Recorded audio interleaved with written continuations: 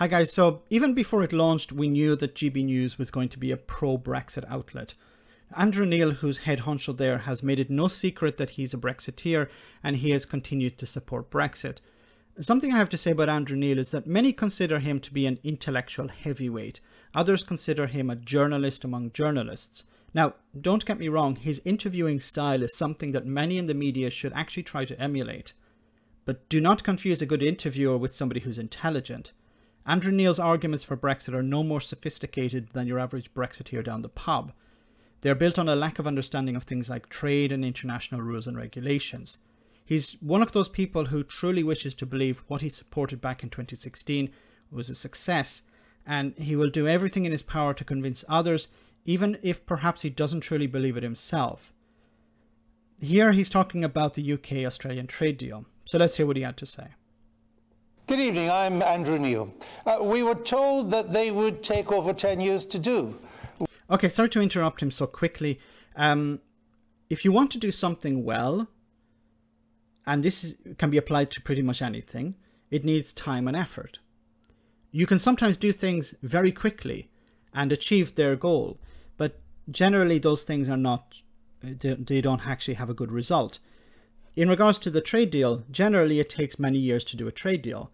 But if you're going to turn around and agree to everything, then you can do the trade deal extremely quickly. I hate to use the old analogy, I know people don't like it, but I'm going to use it once again. You know, if you're buying a car, you go into a dealer, you say on the Friday, I'm starting a new job on Monday, give me a car, any car, whatever. I need the car for Monday. Or a person who says, I'm going to buy a car, it's June, I'm going to buy a car before Christmas, I'm going to consider the cost, I'm going to consider the extras. Who do you think is going to get a better deal? The one who buys the car in a hurry or the one who takes their time and considers everything? You can almost apply this in the same way to a trade deal. Now, there are other factors, of course, in a trade deal. There's a power dynamic. For example, the United States is dealing with a smaller country. The United States is in a much more powerful position to negotiate. But in regards to the UK-Australian trade deal, the UK was desperate to get a trade deal. Boris Johnson needed one to convince Brexiteers like Andrew that everything is still going well, and he did it quickly. The worst of both worlds. We were assured we didn't have the expertise to do that. We didn't have the expertise. Once again, you don't need experts if you're just agreeing to everything. I don't need to know anything about cars if I just go in and say, give me whatever car is available. If I have expertise, if I have an ability to understand, the difference between different types of cars from a technical point of view, that's an advantage. The UK government did not have these people, or they did not employ them, or even if they had them, they didn't give them the time to use their skills. Yet in very short order, every free trade deal we had via the European Union has been rolled over to be with the UK. In some cases, like Japan, improving them along the way. But you understand that you're using the EU template, you're using EU rules. Like, how are you doing something different if you're copying and pasting EU trade deals? The idea was that we leave the European Union so we can get better deals. But if you're leaving the European Union and you're not getting a better deal, then what was the point of leaving the European Union? Like, he's trying to paint the picture as, look, we were able to copy and paste these trade deals that we had with the European Union. But how is that a benefit? And now we've done an entirely new free trade deal with our friends in Australia, the first post-Brexit deal of its kind. New Zealand and Canada can't be far behind, though India and the US will be tougher nuts to crack. The United States would be a tough... Does anyone truly believe that Boris Johnson is going to stand up to the United States and demand anything from them? Truly, does anyone believe that Boris Johnson is going to defend the NHS from privatization? That he's going to say to the Americans, no, we have a red line over the NHS. We're not going to sell off parts of the NHS to the United States in order to get a trade deal. Does anyone truly believe, even if you're a Brexiteer, do you truly believe that Boris Johnson is going to stand his ground And even if you do think he's going to stand his ground, where is he going to stand his ground? Because they haven't stood their ground when it came to agriculture, protecting farms in the UK, when it came to this trade deal, and this is a minor trade deal, a US trade deal, where the UK is in a much weaker position than it was before, the US in a much stronger position. Who do you think is going to budge? The agreement is not a game changer, but it will see tariff-free trade grow by about 15% in the years ahead between our two countries. More British exports of whisky, pharmaceuticals, cars and machinery to Oz, plus new openings for Britain's world-class service sector. Now, the numbers have been crunched, and it works out at about 65p, or 52p per person per year of a benefit to the economy of the UK. Now, some exports will increase, yes, but at what cost? You're throwing one industry under a bus to help another industry somewhat.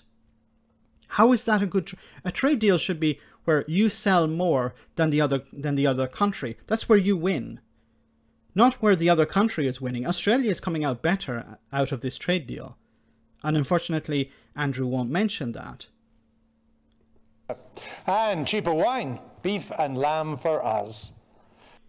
At what cost? Because we know, and I've covered this before, the standards in Australia when it comes to beef are much lower. They have hormone-treated beef. They have antibiotic use that is banned in the UK. So things that are banned in the UK for good reason will be permitted into the UK from Australia. Who's winning there?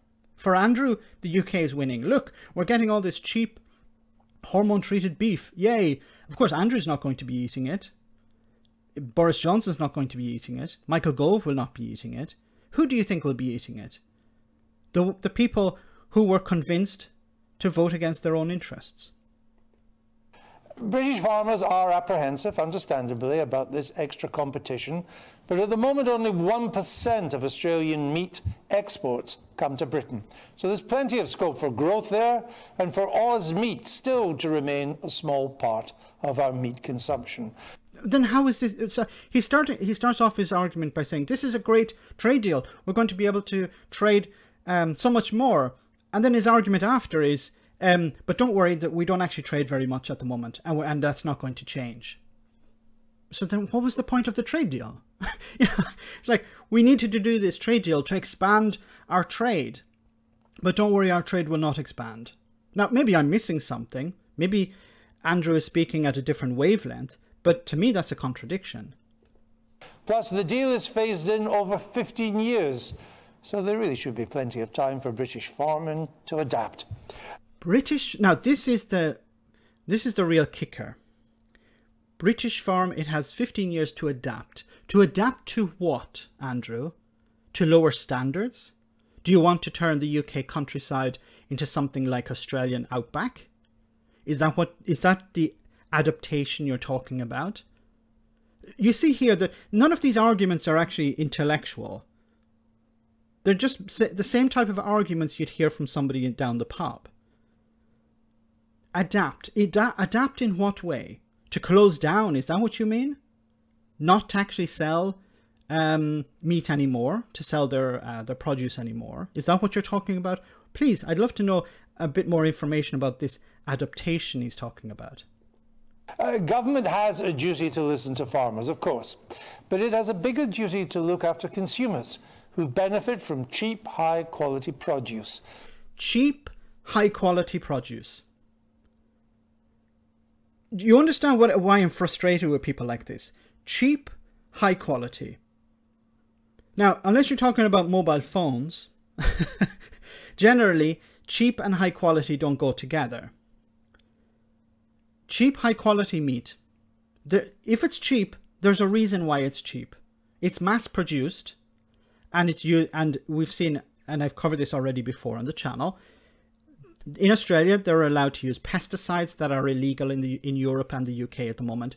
They're allowed to use growth hormones that are illegal and not permitted in the UK and the EU at the moment.